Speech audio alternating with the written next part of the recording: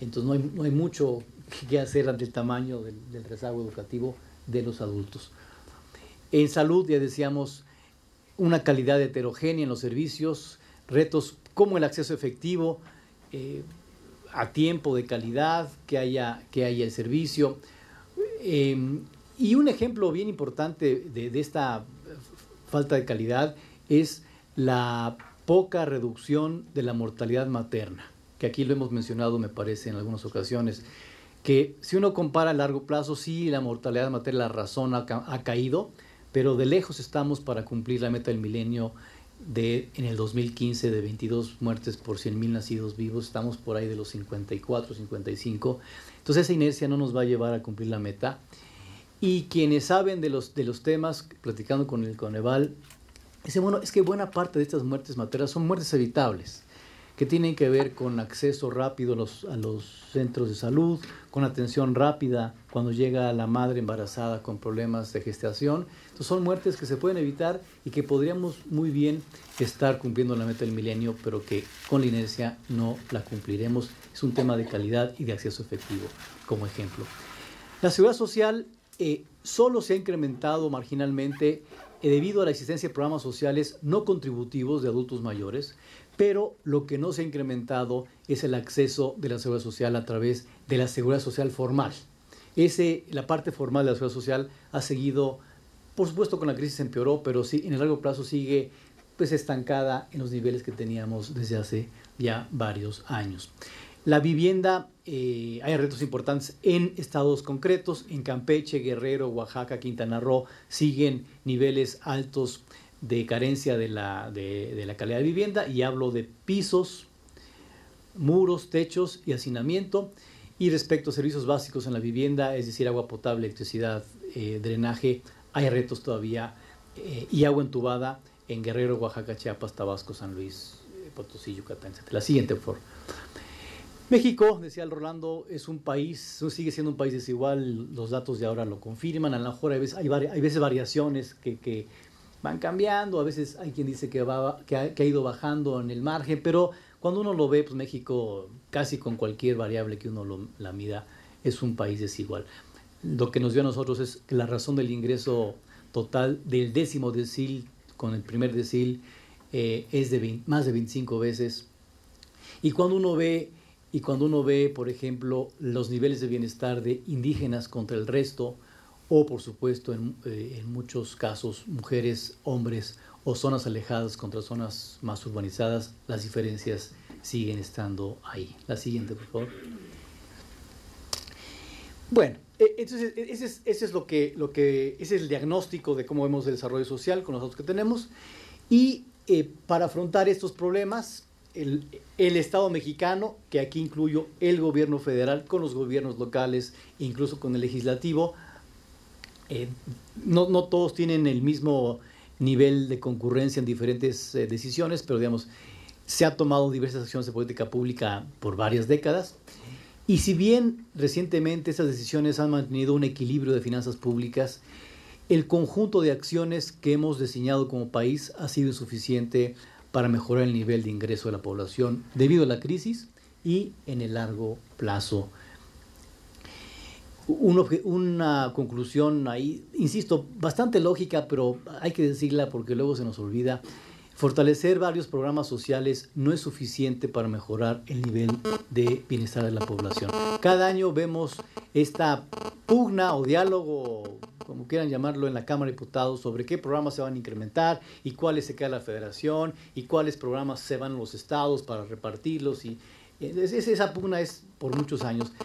Y ahí está la pugna que uno dice, bueno, después de esos ejercicios de política pública, después de tantos años, pues uno parecería que ese conjunto de programas pues son la solución, y se requiere mucho más que eso para tener una solución a largo plazo. Se requieren cambios mucho más fuertes que incrementen el crecimiento económico, la creación de empleos, la productividad, que combatan la desigualdad crónica del país, y creemos que con el conjunto de programas no es exclusivamente la vía.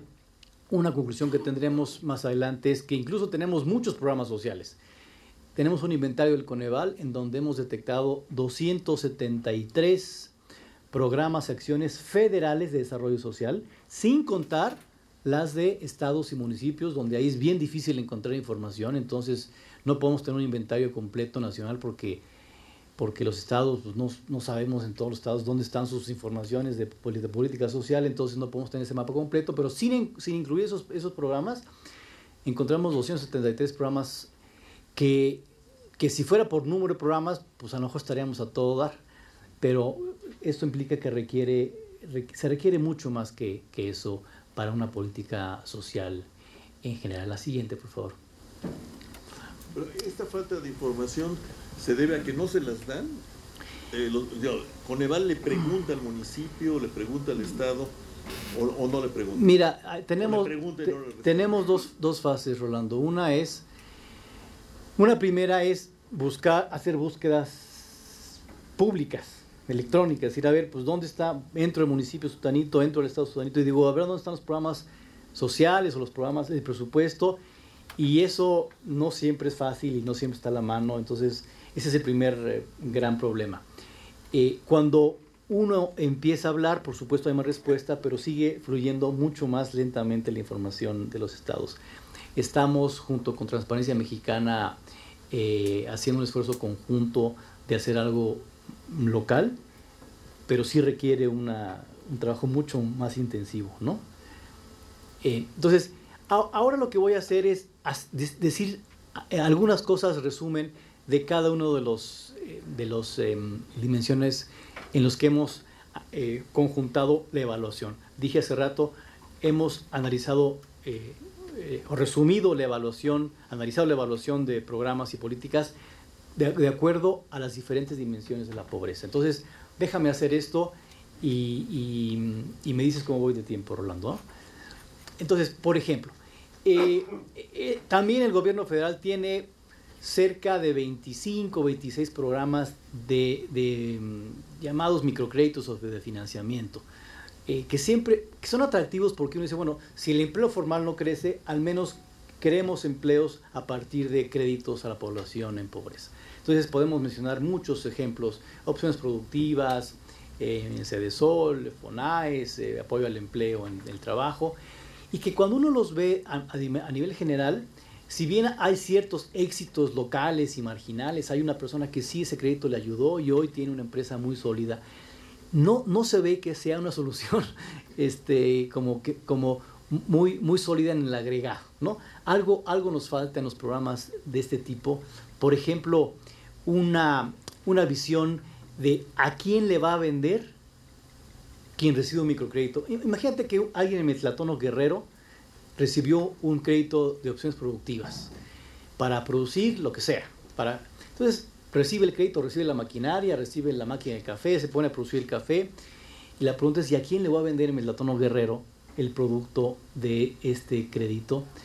Y ese ha sido uno de los ejemplos, una limitante constante en muchos de estos programas, que la falta de sostenibilidad está presente, y entonces el año que entra esa persona pues pide otro microcrédito a la CDSOL o a la Zagarpa o a Economía o al Trabajo, y el año siguiente pide otro porque no hay una solución muy clara de ese círculo virtuoso de mercado, de las ventas que tienen que hacer.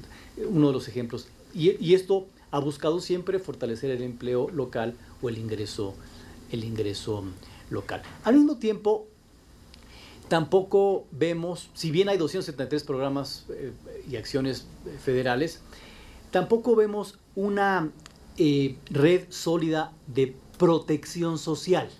Es decir, si bien el crecimiento puede venir, o los empleos a lo mejor deberían de venir de un crecimiento más sólido, también es cierto que en épocas de crisis vale la pena tener programas sociales que apoyen a la población en esas condiciones, ¿no? Y tenemos algunos ejemplos, pero no tenemos mecanismos suficientemente sólidos o incluso automáticos para hacerlo. Un ejemplo interesante: en la crisis 2009 se decidió aumentar el presupuesto del programa Oportunidades. La decisión parecería lógica Pues porque si la pobreza puede subir y la población está en pobreza, bueno, o aumento a la población que le puedo dar efectivo, o a quienes están les aumento el efectivo y eso puede mitigar el tema de la pobreza. La solución podría ser lógica, pero el programa de oportunidades no fue hecho de un programa de reducción inmediata de la pobreza y menos coyuntural. Entonces, hoy podríamos tener una población que a lo mejor en las estructuras originales de progreso, oportunidades, no están ya en la pobreza estructural, pero ahora ya no se pueden sacar del programa porque era un tema coyuntural y el programa es un programa de largo plazo. En cambio, por ejemplo, programas como el programa de empleo temporal están, desde nuestro punto de vista, mejor diseñados para ese tema de fluctuaciones, porque uno puede expandir el programa de empleo temporal, fortalecer y mejorar la transparencia, porque eso se va a los estados y luego hay a veces una caja negra, hay que aceptarlo, pero el programa de empleo temporal tiene esta característica de apoyar la coyuntura y que incluso la propia persona, cuando encuentra algo mejor después de que pasa la crisis, automáticamente sale del programa de empleo temporal. Entonces, aquí la paradoja, si me permites decirlo así, es, a pesar de tener muchos programas y que muchos reparten muchas cosas, el tener o nos hace falta esta red de protección social mucho más estructurada y mucho más automática. Otra por ejemplo, que también es controversial, es mantener el nivel con subsidios energéticos, que son controversiales porque pues no directamente le van a la población más pobre. Entonces ahí estás gastando un chorro de lana que podrías usarla con programas mucho más aterrizados y efectivos de protección social. La siguiente, por favor. En educación, lo dijimos, se observan problemas en desigualdad de la calidad de la educación por casi cualquier dimensión con que uno vea, insuficiente cobertura en la educación media y media superior, desigualdad en el acceso de la población a la educación, desventajas para acceder a la educación de grupos vulnerables o de grupos que tradicionalmente no llegan más allá de secundaria o de primaria, población indígena, así como un bajo desarrollo de la investigación básica y aplicada. Y ya lo platicamos aquí también, problemas con los fondos del ramo 33, cuya fórmula de distribución de los recursos creemos que promueve poco el desarrollo equilibrado del sistema educativo con la fórmula que tiene ese fondo del ramo 33. La siguiente. En salud, aquí hay mucho que decir en salud. Por un lado, el perfil de salud de la población mexicana ha cambiado. Es una población hoy relativamente más vieja, donde predominan enfermedades no transmisibles, más caras que las de hace 30 años, y por lo tanto el reto financiero de salud, si hoy es importante, en 10 o 20 o 30 años será todavía más relevante. Y hay que tener claridad con eso, porque una pregunta financiera es si el ritmo que tenemos, donde ha aumentado la salud vía Seguro Popular, si vamos a tener forma de sostenerlo. En la parte de cobertura nada más. Luego en la parte, ya decíamos, de acceso efectivo, hay también retos importantes. No solamente hace falta el decir que vamos bien en cobertura, que no está mal, pero eso que esté aparejado con un acceso efectivo de calidad, de suficientes medicinas, doctores.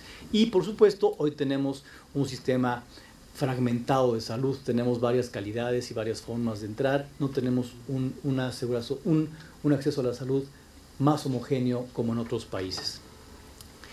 Y creemos que también hace falta poner mayor esfuerzo en los programas o en la atención de la prevención y no tanto de la curación, o más bien equilibrar esos dos temas. La siguiente, por favor. Alimentación, todo un tema hasta incluso coyuntural después del informe, y México se encuentra con problemáticas que parecerían diferentes y antagónicas. Tenemos todavía problemas de desnutrición en población en pobreza, en niños indígenas. Los niños indígenas menores de 5 años tienen el doble de la desnutrición que el promedio nacional, y al mismo tiempo tenemos este crecimiento de la obesidad en el país, en casi cualquier grupo de población tenemos dos problemas nutricionales, digamos, en el país, ¿no? Desnutrición en todavía algunos y obesidad en algunos de nosotros.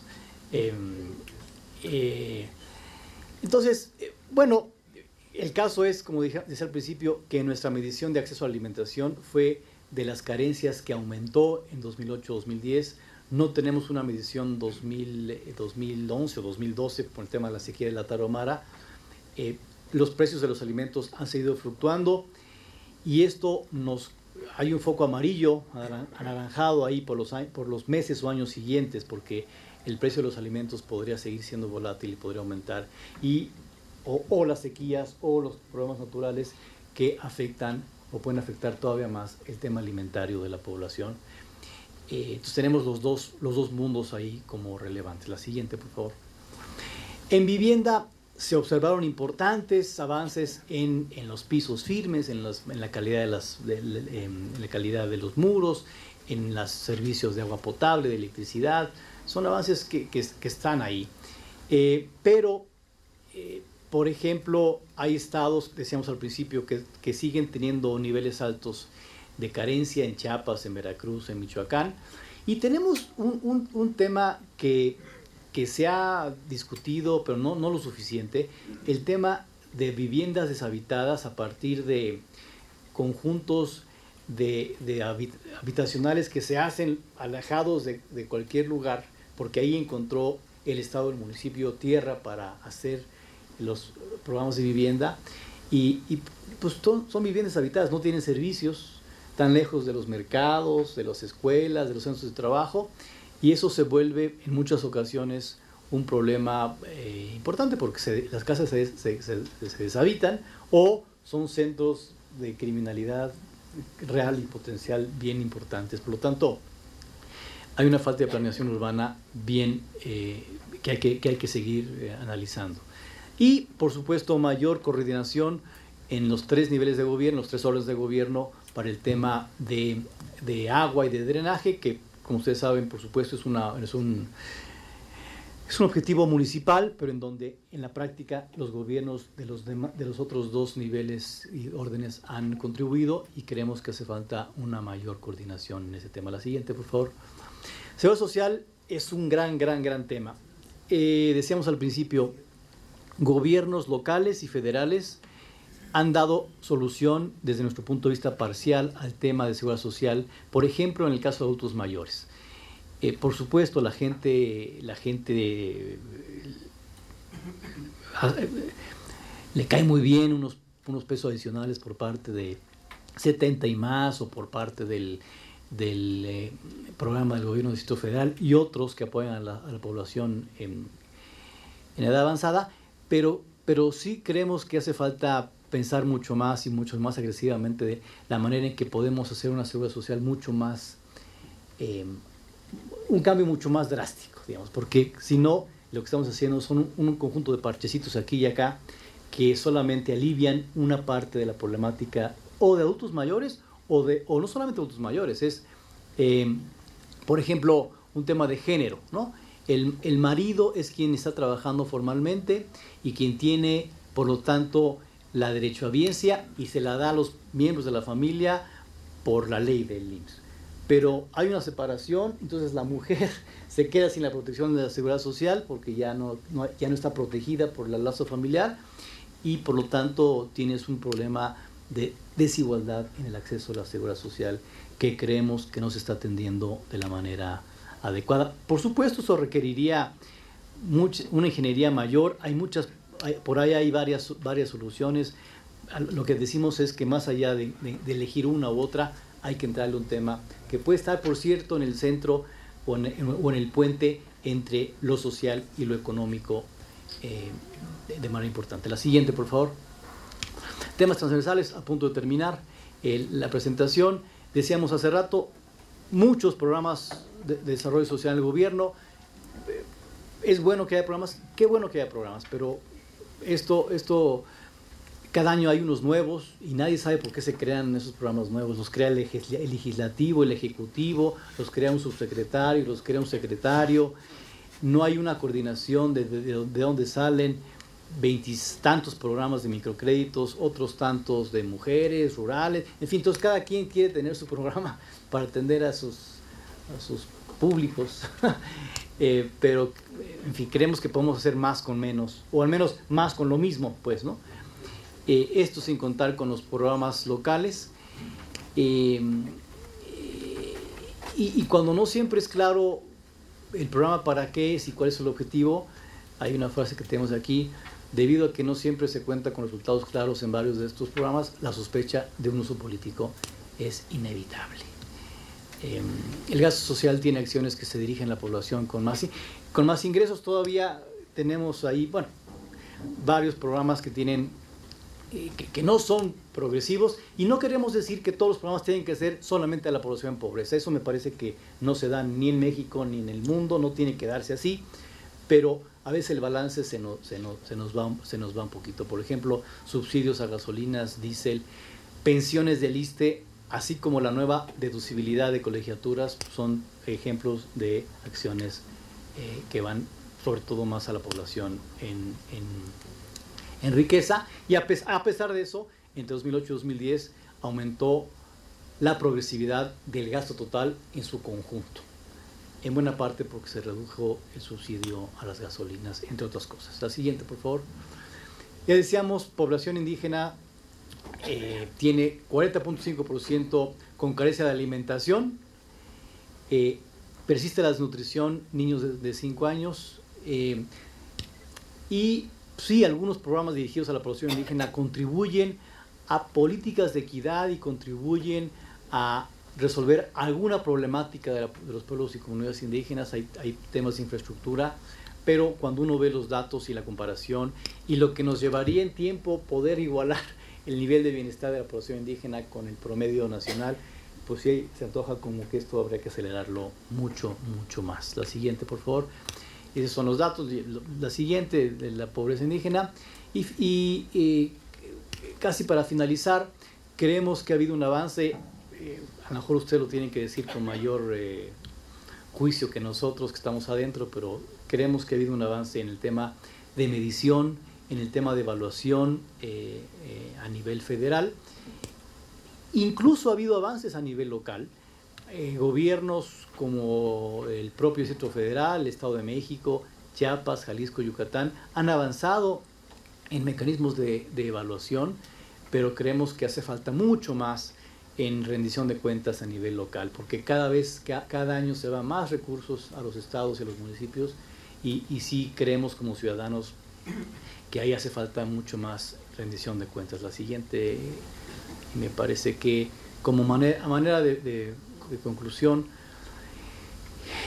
el conjunto de programas llamado desarrollo social deben ser, creemos, un complemento de políticas integrales y profundas que incrementen el crecimiento, el empleo, el ingreso, y no creer, insistimos en esto, en que solo a partir de programas sociales uno puede darle la vuelta a un problema tan complicado como los que hemos visto. Y al parecer hemos confundido en diversos órdenes de gobierno e incluso en el Poder Legislativo las causas y los síntomas de la pobreza, con lo cual pues una buena parte de los programas sociales atacan lo segundo.